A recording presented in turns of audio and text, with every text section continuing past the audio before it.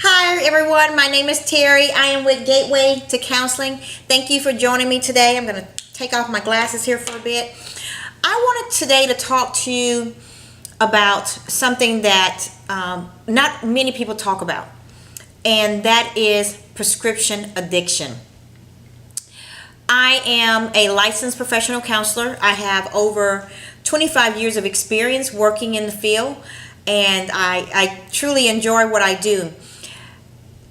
Over the last several years, I've seen an increase in individuals who are addicted to prescription medication. I'm going to give you just an example of how this usually comes about. It begins with a person living a very clean life, doing very well. Maybe they experimented with drugs when they were younger as an adolescent, but now they're an adult, they're successful, things are going well for them, they have a good life, and they have an injury. Something goes wrong. And maybe they break a foot. Maybe they're skiing down the slopes and they fall. That's not funny. I'm laughing because I've done it. I didn't break anything, but I was in a cast for a little bit. So you experience this pain, right? This intense pain. Maybe you've had back surgery. I find that most of the people who go through this are older in life. 40, 50, 60 years old, and they've experienced maybe some type of surgery, hip surgery, knee replacement surgery, things like that. And before you know it, they're addicted to prescription drugs. It was something that was given to them by the doctor, and it was supposed to be there to help them get through the pain for a certain amount of time. And before you know it, you're always in pain, right?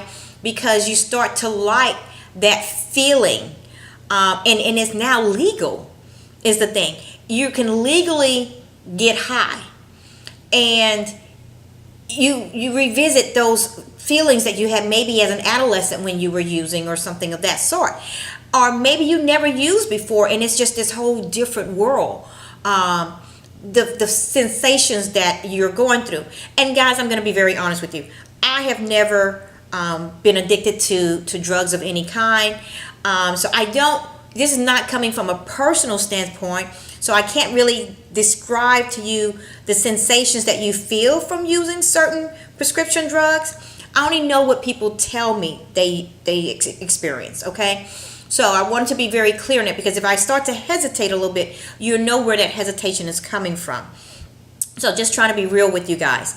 But in working with individuals who experience this, is a different sensation for them, or is an old sensation come back and they like it and they want that feeling to continue, right? And I'm going to be very honest with you. Here in the United States, we have a drug culture. There, I said it. We do. Whether it's legal or illegal, we have so many doctors that love prescribing medication. They love to give you tons of medications for any little thing that you're experiencing, because it's a big business. I'm sorry. I said it. It's business. So you got doctors getting kickbacks for prescribing these really heavy drugs, and if you go back into the doctor a month from now and say, "Oh, doc, my knee is still in pain. Can you give me another prescription?" Of course I can.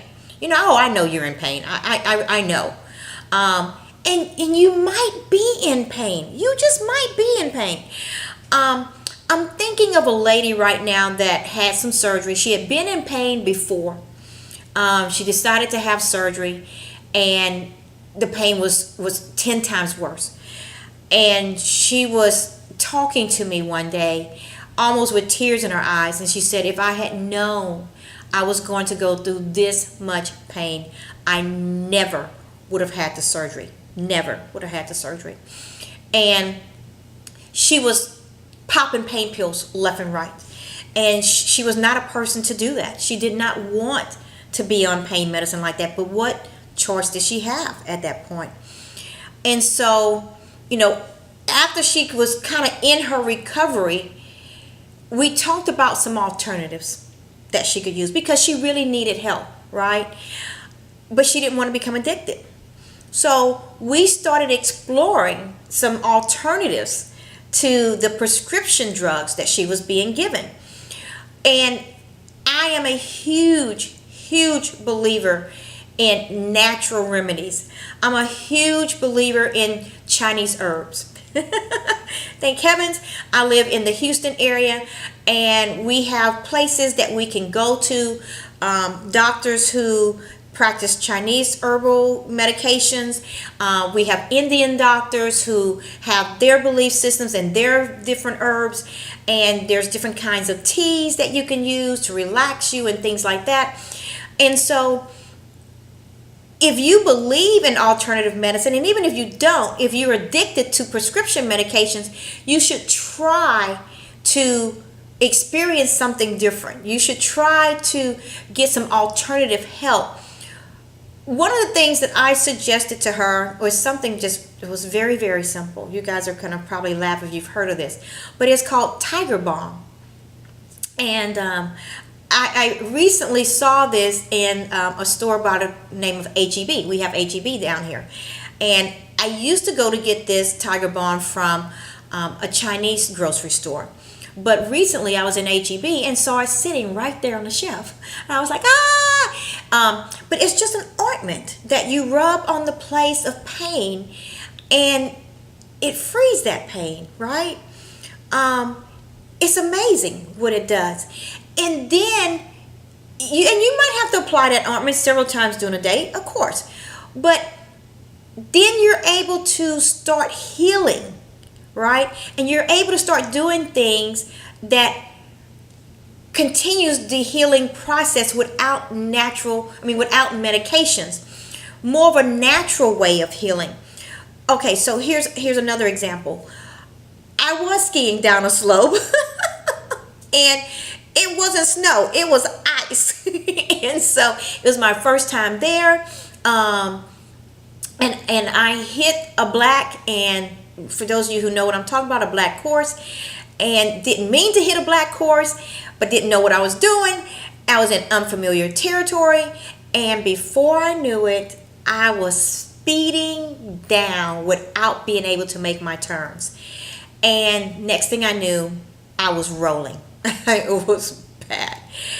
And I had a hard time getting up. And when I finally got up, my knee was killing me.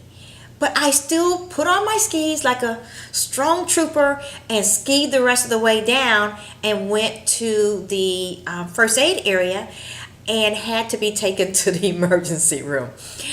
And so after I was able to get through that healing process, and it took me some weeks to get through that, and I had to wear a brace and then had to reduce the braces and things like that. It was a sprain. But one of the things that I had to do was I had to do some hot and cold therapy. Okay.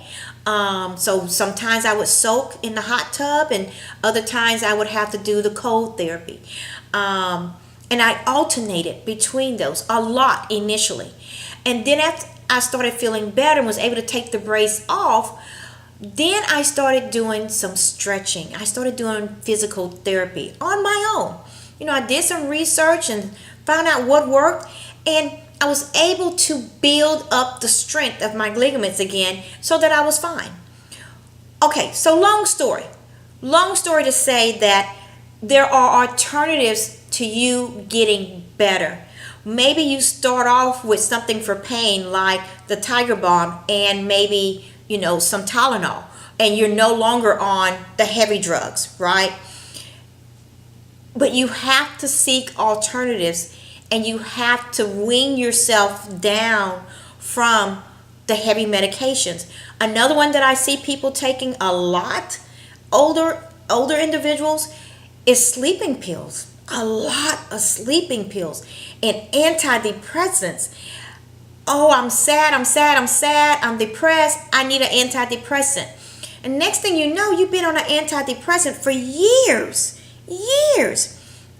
I had a lady say to me one time, She lives in a particular community. A lot of stay-at-home moms in that particular community, and everyone's on some type of medication. It's just the way it is. That's what everyone does. What pills are you popping? And it's like a social acceptance to take prescription medications when you really don't need it. You really don't need it. I remember years ago when my grandmother was alive that the doctor told her one time, don't take all those pills anymore. Just stop taking all those pills, and before you go to bed at night, have a little drink. A little glass of wine, a little scotch, just a little bit, and you'll be fine. You don't need all those drugs. And I'm not telling you guys to become alcoholics by all means. But what I am saying is that you don't need all these drugs in your life every single day so that you can zonk out and not be available to your family, to yourself, to your community.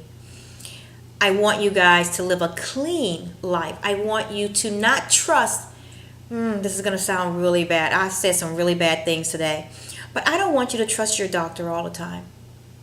When my grandmother was alive, we had a point in her life where we did not trust her doctor, because he had her on 7, 8 different medications, and that was crazy. That's crazy. The doctors do make a kickback, maybe not all, but some make kickbacks on prescribing medications to you, and doctors are supposed to have your best interest at heart, and sometimes they don't. I'm sorry, they just don't.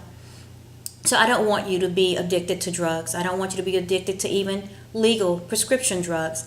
I want you to live a clean, healthy life where you can be productive and feel that you're contributing to society and that you have something of value to give.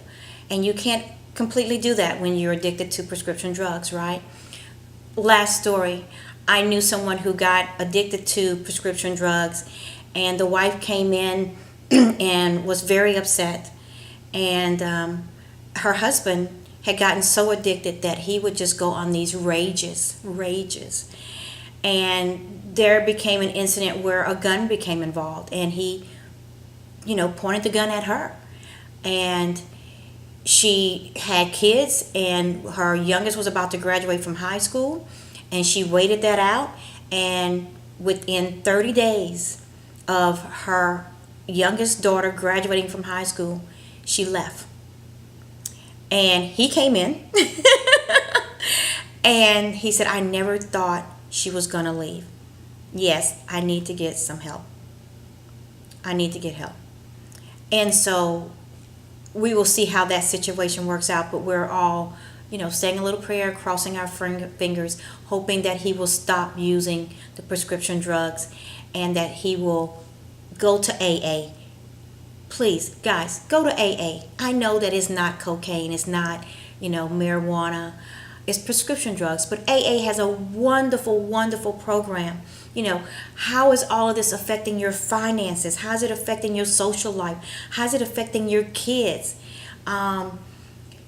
Go to AA. Admit to somebody that you have a problem. Admit it to your spouse. Admit it to yourself. Admit it to a friend. You don't have to tell the world, but you need to tell somebody that you have a problem and how it's affecting your life, so that then you become accountable for what you're doing. And then, of course, Gateway to Counseling. We are here for you. We're just a screen away. You don't have to leave your house. You don't have to go into some, psychologist's office and get some counseling once a week for over $100 a session, right? You can come right here to us. You can be in your house robe and we can help you work through this. So please contact us at Gateway to Counseling, where we're just a screen call away. We're your objective friend. Please enter into our gates for a brighter tomorrow where you are absolutely in control of this problem. Thank you. Bye-bye.